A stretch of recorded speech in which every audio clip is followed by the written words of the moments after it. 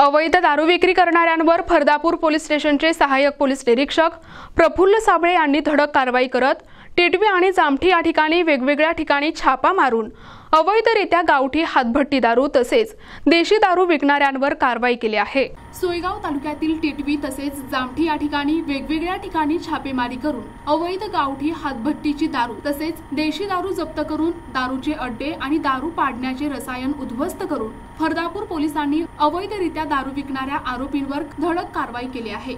सहाय्यक पोलीस निरीक्षक प्रफुल्ल साबळे यांच्या धडक कारवाईमुळे अवैधरित्या दारू विकणाऱ्यांचे धाबे दणाणले आहेत।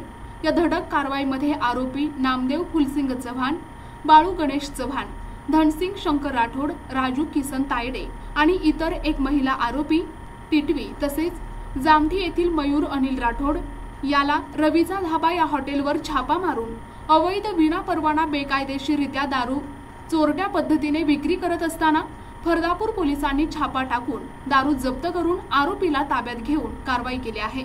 फरदापूर पोलीस स्टेशनमध्ये अवैधरित्या विनापरवाना बेकायदेशीरपणे चोरट्या पद्धतीने दारू विकणाऱ्या आरोपींवर गुन्हा दाखल करण्यात आलाय।